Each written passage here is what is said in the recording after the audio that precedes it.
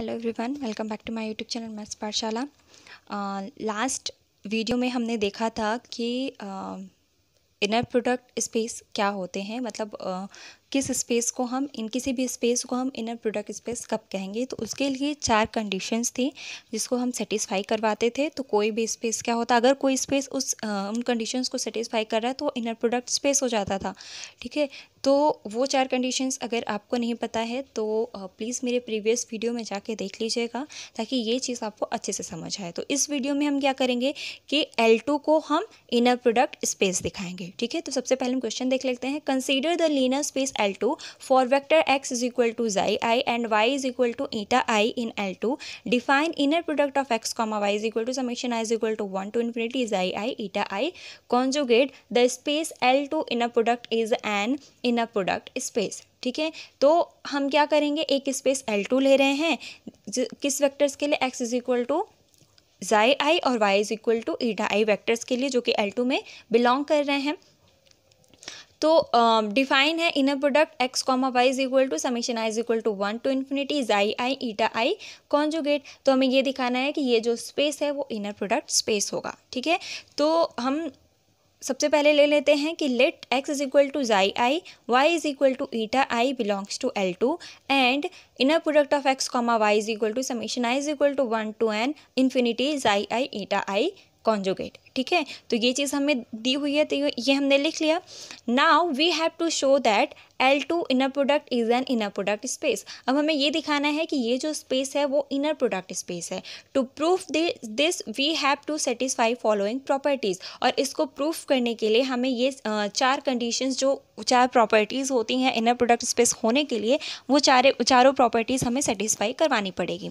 तो पहला प्रॉपर्टी था inner product of x comma x is equal two is greater than और equal to 0। ठीक है, तो पहले वाले प्रॉपर्टी हमारी ये होती है कि हमें ग्रेटर दैन और इक्वल टू 0 दिखाना होता है। तो inner product of x comma x लेंगे, चूँकि यहाँ पे inner product of x comma y लिखा हुआ है। ठीक है, तो यहाँ पे x के जगह पे xi I और eta के जगह पे y के जगह पे eta I कॉन्जुगेट रखा है हमने। ठीक है, तो जब हम x और x ले लेंगे, x कॉमा एक्स का जब इनर प्रोडक्ट लिखेंगे तो हम यहाँ पे भी xi रखेंगे और यहाँ पे भी xi पुट करेंगे। तो x comma x is equal to summation i is equal to 1 to infinity xi I conjugate is equal to summation i is equal to 1 to infinity mod of xi I square हो जाएगा, क्योंकि हमें पता है since z comma z bar is equal to mod of z square हो जाता है, sorry z into z bar is equal to mod of z square. तो xi I into xi I conjugate is equal to mod of xi I square हो जाएगा, is equal to, अब i जो है वो 1 टू इन्फिनिटी रन कर रही है, तो i की वैल्यू हम पुट करेंगे 1 2 3 अप टू सो ऑन। और चूंकि यहाँ पे समेशन है तो हम प्लस लगाएंगे, प्लस का साइन मतलब सबको ऐड कर देंगे। तो ये हो जाएगा is equal to mod of xi I square plus mod of mod of xi1 square plus mod of xi2 square plus dot dot dot is greater than equal to 0। अब हमें पता है कि ये जो वैल्यू है xi I जो है वो एक तो मॉड में है, दूसरा स्क्वायर है। ठीक है, तो ये जब भी होगा नेगेटिव तो नहीं होगा, जब भी होगा या तो 0 होगा या तो 0 से बड़ा होगा। तो इनका सम भी या तो 0 से बड़ा होगा या तो 0 के बराबर होगा। तो चूंकि ये जो वैल्यूज़ हैं ये इसकी वैल्यूज़ हैं, ठीक है, इसी को हम इस फॉर्म में लिख रहे हैं। तो ये अगर ग्रेटर देन और इक्वल टू 0 है तो ये भी ग्रेटर देन और इक्वल टू हो जाएगा। तो inner product of x comma x is greater than और इक्वल टू 0। ठीक है, अब इसी में पहले में ही एक और प्रॉपर्टी है कि x comma x is equal to inner product of x comma x is equal to हमें 0 दिखाना रहता है। तो ये क्या है, summation i is equal to 1 to infinity xi I conjugate is equal to 0, summation i is equal to 1 to infinity mod of xi square is equal to 0 हो जाएगा। अब इसे भी हम एक्सपेंड कर देंगे, तो xi1 square mod of xi1 square plus mod of xi2 square plus dot dot dot is equal to 0 xi1। अब ये अगर सम 0 है तो इसका मतलब है कि ये भी 0 रहा होगा, ये भी 0 रहा होगा, और जितने भी आगे सम आएंगे वो सारे इंडिविजुअली 0 रहे होंगे।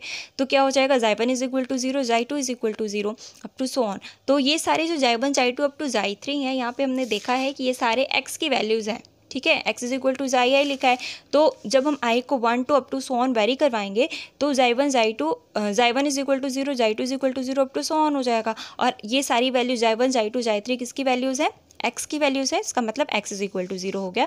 तो हमें अगर ये इज इक्वल टू 0 है तो एक्स इज इक्वल टू 0 होगा, ये हमें दिखाना था, ये हमने दिखा लिया। ठीक है, अब हमारा नेक्स्ट प्रॉपर्टी है inner product of alpha x comma y is equal to summation i is equal to 1 to infinity alpha xi i eta i conjugate. तो जहाँ पे x है वहाँ पे हम अल्फ़ा जाई आई पुट कर देंगे। ठीक है, चूँकि यहाँ पे x is equal to xi I put किया हुआ है, x is equal to xi I put किया है, तो यहाँ पे हम x के जगह पे अल्फ़ा x रख रहे हैं, तो यहाँ पे भी अल्फ़ा जाई हो जाएगा। तो is equal to summation i is equal to 1 to infinity alpha xi i eta i conjugate is equal to alpha बाहर हो जाएगा क्योंकि ये कांस्टेंट है, तो alpha summation i is equal to 1 to infinity xi i eta i conjugate. और ये value क्या है, inner product of x comma y, तो alpha is equal to inner product of x comma y हो गया। It implies inner product of alpha x comma y is equal to alpha x comma y. ये हमारी second property हो गई। अब third property है inner product of x comma y is equal to summation i is equal to 1 to infinity xi i eta i conjugate is equal to summation i is equal to 1 to infinity eta i conjugate xi i. ठीक है, मतलब ये इसकी value किसके बराबर है, ये तो दिया हुआ है हमें। ठीक है, तो अब इसको हम इंटरचेंज भी कर सकते हैं, तो ये क्या हो जाएगा, ईटा आई कॉन्जुगेट जाई आई। ठीक, is equal to summation i is equal to 1 to infinity eta i conjugate तो है ही, अब जाई आई पे कोई भी कॉन्जुगेट नहीं है। ठीक है, जाई आई सिंपली जाई आई है, तो इसको हम क्या लिख सकते हैं, जाई आई डबल कॉन्जुगेट। ठीक है, तो ये डबल कॉन्जुगेट हो जाएगा। अब हमें ये पता है कि z into z whole conjugate को हम इस तरह से लिख सकते हैं, z conjugate into z conjugate. ठीक है, तो अब ये जो यहाँ पे एक कॉन्जुगेट और ये वाला कॉन्जुगेट लेके हम होल कॉन्जुगेट बना देंगे। ठीक है, तो मतलब this into this is equal to this हम लिख सकते हैं, तो ये कॉन्जुगेट और ये वाला कॉन्जुगेट लेके होल कॉन्जुगेट हो जाएगा। Is equal to summation i is equal to 1 to infinity eta i xi i conjugate का होल कॉन्जुगेट। ठीक है, ठीक, ये हो गया। अब जाई i eta I eta i xi i conjugate क्या हो जाएगा, y कॉमा एक्स हो जाएगा, चूंकि x comma y is equal to क्या था, x comma y is equal to xi i eta i conjugate था। तो जब हम इसको इंटरचेंज कर देंगे तो ईटा आई पहले आ गया, जाई आई बाद में आ गया। ठीक है, तो xi i eta i conjugate की वैल्यू क्या हो जाएगी, y कॉमा एक्स हो जाएगी, और चूंकि ऊपर होल कॉन्जुगेट है तो यहाँ पे भी होल कॉन्जुगेट हो जाएगा, मतलब x comma y is equal to y comma x conjugate.